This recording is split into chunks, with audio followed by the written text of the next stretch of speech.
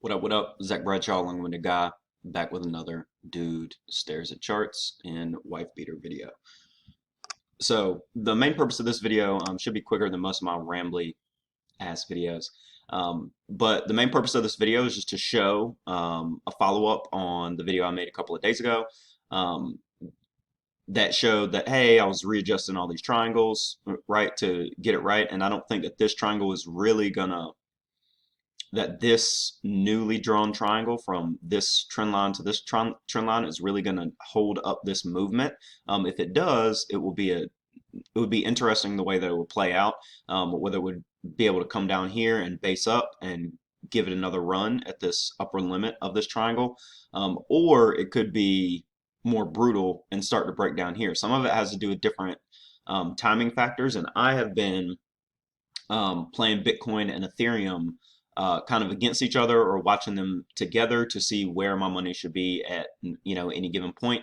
I bought in here as I noticed that Ethereum was starting to look like it really wanted to break out above that level, and so I actually bought into Bitcoin to play Ethereum's breakout because I already had a lot of positions in Ethereum that were they couldn't get much better from where the price was, because when this was going on, Ethereum was at 1400, where most of my buys were, because I thought I was going to buy the breakout and never actually got. Well, I think I got one or two decent buys. Let us see. Yeah, I got a couple of decent buys, or here's one buy at 1350, and then I think I had one somewhere at, yeah, I had a couple of decent buys back here, but they weren't, well, it looks like they were decent sized. So it looks like I made more on Ethereum than I really thought. But I thought my main trade was from 1400-ish area up to here. So I've already had a couple of sells. You can see some of them. These were basically stop loss sells where I was like, I think this thing is turning around on one of these two dips, and I ended up selling out some, looking for a rebuy of Ethereum quite a bit lower, or potentially a breakout on Bitcoin above this triangle and then onto the all-time high. Um, so what's going on down here? So the main thing that I wanted to show was that I was adjusting my triangles to match the price action, right, based on uh, whatever was going on. Not based on whatever was going on, based on the rules of creating triangles and whatever the patterns were. So it started with one even a little bit steeper than this, and then this one came, and then this one came. Oh, I could actually just do it like this. Whatever. So you get it, especially if you watch my other, dueling triangles and adjusting patterns video. But now it seems like it's done this little stutter step. There is still some room to these major moving averages. I am looking at 12-hour charts, so I'm not sure that those are that important. There is some room down here to these moving averages, so it could still pull back and be healthy on its way up. But this could be the breakout that we've been waiting for. So this is Bitcoin looking to invalidate this descending triangle, right? If it starts to go up here and break above this, then this triangle is invalid. I mean, much higher from here. Any type of close above this level, if this wasn't a wick, like again, this wick and these closes are one of the main reasons that I'm making this video, is to follow up on the ideas from the last one. So this one's especially, relevant for you, Henry. But you see on the daily chart, it was only one candle's worth of rejections so far, right? This one still could reject, and we could still have 3 or 4 candles in here that reject, especially because they're on this daily chart.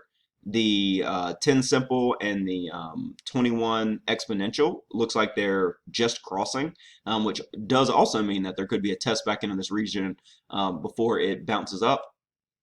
However, I think this one, that could be it, which is why I'm making this video, just so I could mention the stutter step, get rid of this triangle, move on to whatever next patterns make sense, because this is for example, this is a cup and handle that we have right here, which is also giving us a similar measure move. Oh, actually, that's what this was from originally, is from that cup and handle formation, which is one of the reasons why I'm like, okay, we need to go ahead and invalidate, this triangle. And that's also interesting that this triangle is also the same as this cup and handle. Like they're coming at the same level, right? Once it breaks above here, it's going to do something like this, I think, is the way the cup and handles measured move works. But it's interesting that there's a bullish pattern and a bearish pattern overlapping, and it's kind of like they're both not both playing out, but it respected the top of this triangle, came down, and then it's respecting it on its stutter step, right?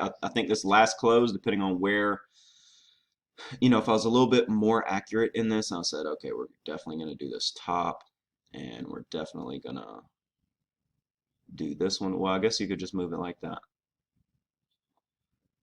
Yeah, so depending on how nitpicky you want it to be, this close of this candle is above or below this line. I'm right on it. For me, I'm just going to say it's right on it. Maybe adjust it a little bit to be as conservative as possible, right? So just be more conservative by adjusting the patterns instead of expecting a breakout on all the variations of it. Wait basically as long as you can, and then make your move, because it's way more important that you protect your money than that you make more money when you're learning how to trade. So right now Ethereum looks like it's taking a run up here at 1700. This might be an area where I'm going to pick up a breakout trade.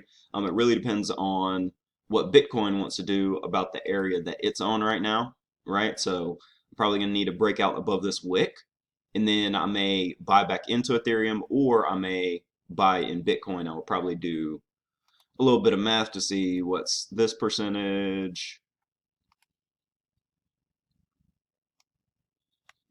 versus this percentage. So I'll probably play both of them. Probably play Ethereum, because to where I think it's going to go, it's got 15, 20%.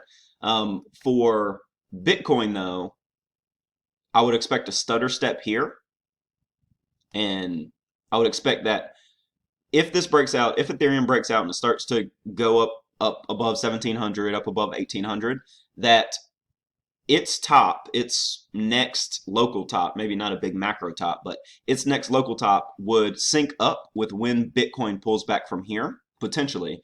And then once Bitcoin goes beyond this, there's no telling what percentage it's going to go, but it's probably going to go to 50 or 60K pretty darn quickly. And that could mean that Ethereum goes ahead and goes to like 2400, or it could mean that, Ethereum waits, slowly grinds its way up to 22 or 2000, because it might not be there yet, on its way up to wherever the heck it's going to go. And then when Bitcoin is ready to turn around off of either this breakup or this breakout, or the breakout, it's probably going to go somewhere up in here.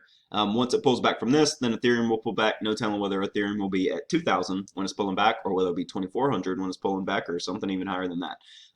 So that's it for this one. Let me know if you have any questions, Henry, and anybody else who's watching my silly little trading videos. Not financial advice, not a financial advisor.